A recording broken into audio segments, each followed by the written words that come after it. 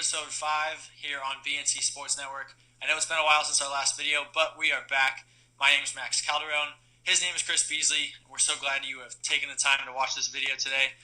Just gonna go through a quick couple of questions. We're gonna talk about the NBA draft, some winners and losers, the NBA awards, which were announced last night, and we'll hit you with another midseason MLB Power Rankings. So, Chris, you ready to get started? Max, let's do this thing. It's been a while. All right, so the NBA draft was last week.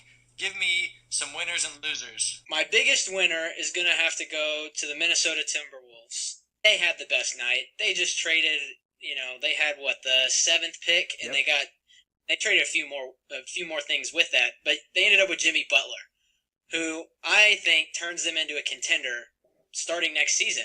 There's no wait time or continuing to rebuild and reboot. I think come October, November, when the season starts, Timberwolves are a contender in the West. Now, they're not going to beat teams like Golden State, but they're definitely a playoff team, and I think they will make a push next year and show people that Minnesota is not playing around. Biggest loser is going to have to be the counterpart of the Minnesota deal, which is the Bulls. They just gave away their best player. And, sure, they got a better draft pick and, they got a few players out of it, but that's not going to help the Bulls get to where they want to be. Absolutely, Chris. They were the 8th seed, actually. They played the Celtics. They were up 2-0. That's right. This year in the playoffs. That is right. So they had the pieces, and giving Butler away kind of just gives up on what was a playoff team. Maybe you get a better big man, but, I really think the Bulls were the loser of that trade. Another draft loser, I have to go with the Rockets. I mean, I wasn't really a fan of what they did with their picks in the 40s.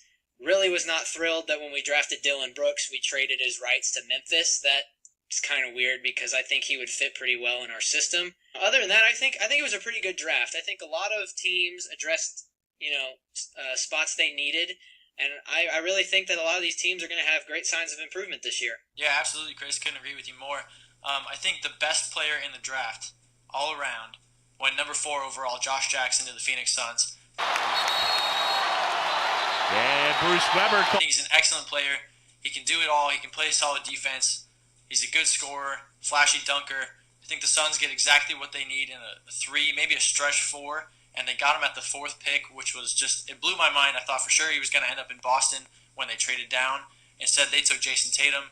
Markelle Fultz, another great fit with the 76ers, the whole trust the process thing. Fultz, Simmons, Embiid, Dario Saric, man, those guys are going to be scary here coming up. And then I think to piggyback off what you said with the Bulls, they get Zach LaVine and Chris Dunn, who aren't great guards. They're both still young. LaVine really can only score, can't play much defense. Dunn can only really play defense. They're both injury prone, so it's going to be interesting to see how their careers progress in Chicago. But, hey, last little shout out, Jonathan Motley just signed a contract with the Dallas Mavericks. So good for our boy who went undrafted, but then the Mavs swooped him up real quick. Congratulations to you, Mott. Yep, Mott's about to take the NBA by storm. Just wait. He's been waiting for this his whole life. All right, Max, why don't we take it over to the Diamond? How about you give us a little update on your midseason MLB Power Ranking? All right, well, the last time we talked about this, we had a clear and away number 1 team, the Houston Astros. And I kind of threw in some teams that I thought were going to be at that point by now in the season. But we've got a 3-headed monster in the NL West. So to kick things off at number 5, I think the Colorado Rockies are right there. In the midst of a 5-game losing streak, but still a really good team. They'd be leading every other division in baseball. And then at number 4, right above them, I've got the Washington Nationals. They're leading the NL East. They're going to be unchallenged there. Great pitching between Strasburg and Scherzer. Bryce Harper, another MVP candidate. Look out for them in October. At number 3, I've got my hometown Arizona Diamondbacks. Zach Greinke and Robbie Ray are having Cy Young candidate seasons. Paul Goldschmidt could be the best player in baseball. A lot of fun things happening in the desert. At number 2, this was a toss-up for me. I've got the Houston Astros. I think they're the best team in the American League, easily. George Springer's one of my favorite players in the league. Jose Altuve, Carlos Correa, you really can't say enough about them. But once they get Keuchel and McCullers back, they might slide into that number 1 spot. So at number 1 right now, I've got the Los Angeles Dodgers. They're 9-1 their last 10 games. Cody Bellinger has taken the league by storm. I think he's got 24 home runs when we went to film this. It's just incredible what they're doing. And behind Kershaw and Alex Wood, they've got 2 of the best left-handed pitchers in all of baseball. And that bullpen, Kenley Jansen, just allowed his first walk of the season the other night against Nolan Arenado. Man, they look scary too. Kind of nervous for my Cubs if they have to go up against some of these teams from the National League in October. I'm kind of shocked that the Yankees didn't make your power ranking.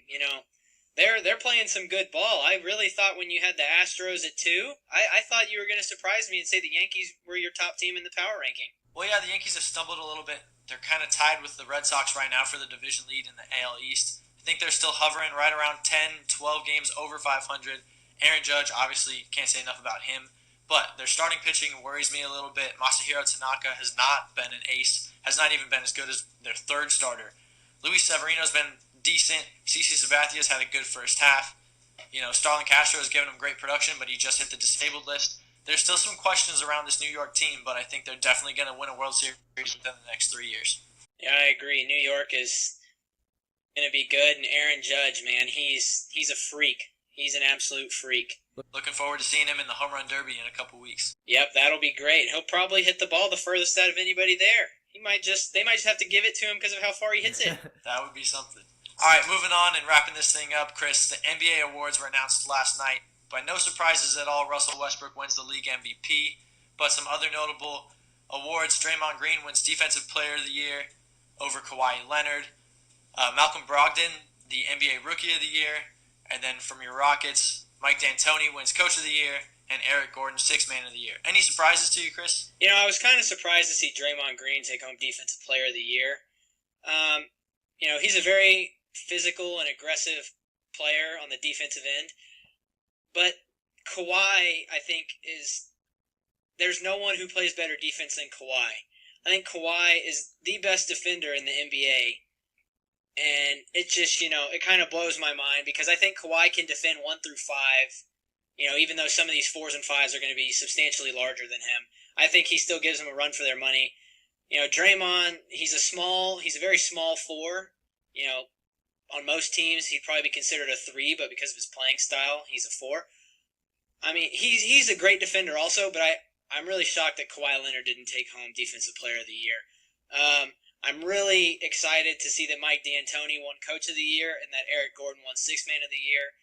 I know, from Houston, I'm Houston biased, but I think that's great for the Rockets, and hopefully they'll just keep getting better. Yeah, absolutely. I think the only reason they gave Green the Defensive Player of the Year was probably because Kawhi's won the past 2 years, 15 and 16 Defensive Player of the Year. So a three-peat looked a little bit out of the picture for him. Similarly, Steph Curry had won the league MVP the past 2 years. So Russ gets it this year. Even though there was no debate, the man averaged a triple-double. I know James Harden had a shot, but come on. What Russell did this season was video game-like. It was. Russ did some amazing things this year, and you know what? It was great to see him get recognized. His speech after he got the award was great, too. I don't know what the Thunder are doing to tell their guys, or, when they give their MVP speeches, but that's 2 MVP speeches that have blown me away from guys who played for the Thunder. Absolutely, and I kind of root for him now, too. I want to see, the Thunder go out and add a couple pieces, maybe Blake Griffin, somebody to help Russell and help him challenge in that Western Conference. It'd be good to see him make a finals run. It really would be. Hopefully, this free agency in the NBA, hopefully the Thunder can address some of the missing pieces that they have. All right, Chris. Well, we mentioned our taste of Baylor earlier, and to close the show, we'll wrap it up. Jonathan Motley, obviously. Ball inside to Metro. He's got to be a guy that scores. Oh, no. Are you kidding? Signed that contract with the Dallas Mavericks. It was a 2-way contract, which means he will be able to bounce up and down between the NBA and the D-League. Any thoughts on him staying close to home, close to Waco here now in Dallas?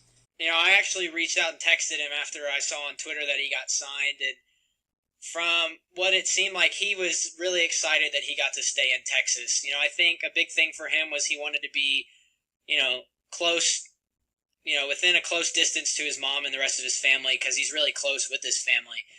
And, spending the last 4 years in Waco, Dallas, the NBA team, and, the Texas Legends being in Frisco, that's, about an hour and a half up I-35. I think it's really good for him. And I can tell you what, Max, you and I are definitely going to take some road trips come the start of the D-League season, and we're going to go cheer on our boy Mott. Absolutely, my man. We're about to cop that Mavericks number 5 jersey for sure, too, to support our boy Mott. Yep, that'll be the only Mavericks jersey I ever own. Alrighty, guys. Well, that's going to do it for us here on BNC Sports Network. Episode 5 in the books. Be sure to give this video a big thumbs up if you liked it. Subscribe to our channel to be the first ones notified when a new video goes up.